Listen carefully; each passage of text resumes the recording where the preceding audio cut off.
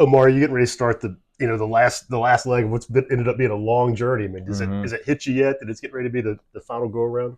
I don't think it's necessarily hit me yet. Like, yeah, I know it is, but it's still. I don't think it's like hit me like from an emotional standpoint or anything like that. Yeah, it's just more so like me just thinking about it, just knowing what I have to go out there and do for my team, do for my teammates, and just be a good teammate, be a good player, and then just keep being a good leader for the team as well. And as you have gone through winter workouts, spring practice, hmm off season workouts, have you felt good about your decision? Or has there been any point like, man, I wish I would have No, this? I feel I feel real good about my decision. Like it's been for me, honestly, it's been like one of the best years like here at Tennessee so far. Just going through the workouts and everything like that. Everyone's just been so locked in. New players coming in, they just want to get better.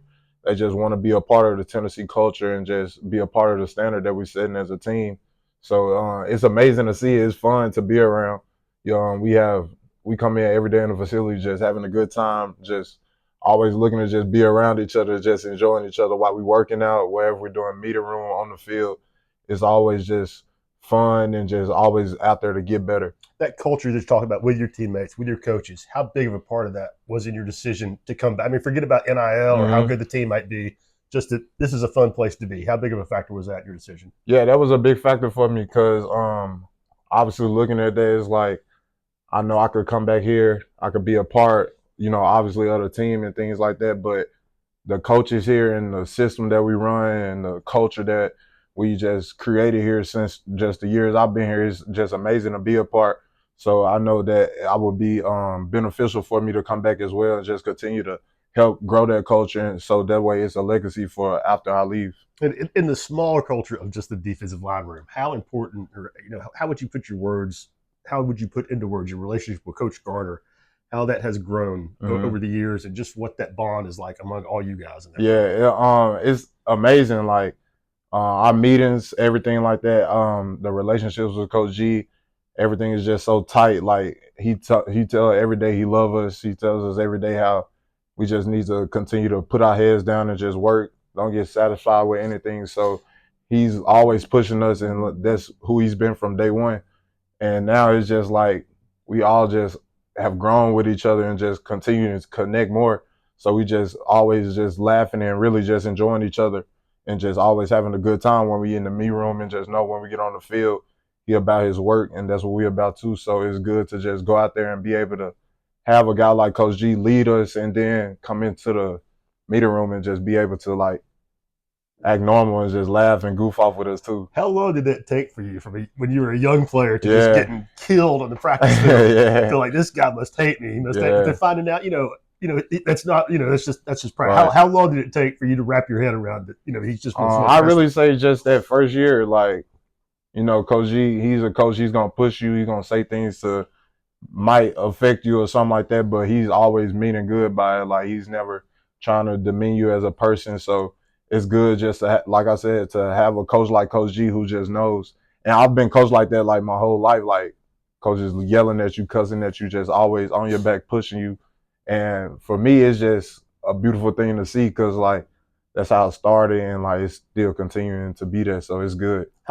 how much have you grown, Omar, or where do you feel like you've grown the most in 5 years? I mean, because you've been through a lot. I mean, came in with a Yeah. different coaching staff, a lot of uncertainty. I'm sure you had a tough decision to make whether to hmm stay or leave back then. All Just right. how much have you grown and matured in going on 5 years now?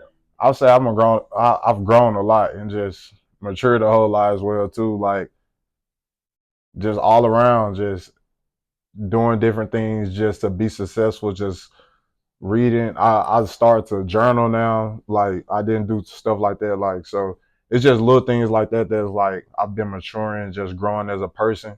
That's that way is gonna help me on the field as well. What do you talk about journaling? What do you get out of that? Is it just about football? Is it about life? Is it about Nah, school? it's literally about life. Like just talking about the things I want to do. How was my day? It's just little things like that. It's literally just all about life.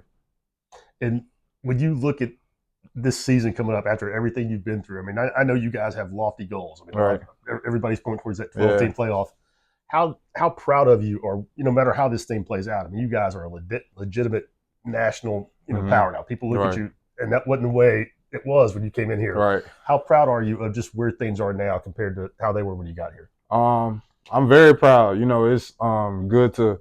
That's something that I always wanted to do. Like when I was looking at the schools to go to, like I wanted to be a part of a change, and I literally was a part of a true change It here. And didn't happen the way you thought it would. nah, it didn't. With the It coaches. didn't. Yeah, but like you know, life goes on, and like I was still able to be a part of the change here at Tennessee, and just that's something that we really just focusing on is just like not letting it be for a little bit, like longevity of Tennessee brand, Tennessee culture, and that's just what we're pushing right now, like to our whole team. And last thing, we've talked about brand and culture. I mean, you mentioned it a lot. Very last thing, as an in-state guy, how how can you put into words how you've been embraced by Vol Nation? What it means to what being a VFL means to you now, as a Yeah. 5 years later, as opposed to what it meant as an 18-year-old kid when you first heard that term. Um, it's amazing. It's a blessing. Like it's really amazing and a blessing. Like you have fans who know I'm an inner city kid,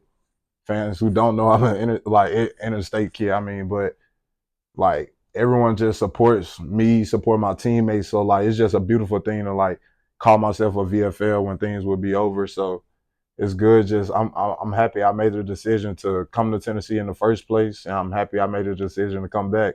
So it's just looking forward to a fun year, just and being able to enjoy the time with my friends and my brothers out there on the field. Great deal. Thank you very much, Yes, Omari. sir. Appreciate Thank your you. time. Oh, thanks so much, man.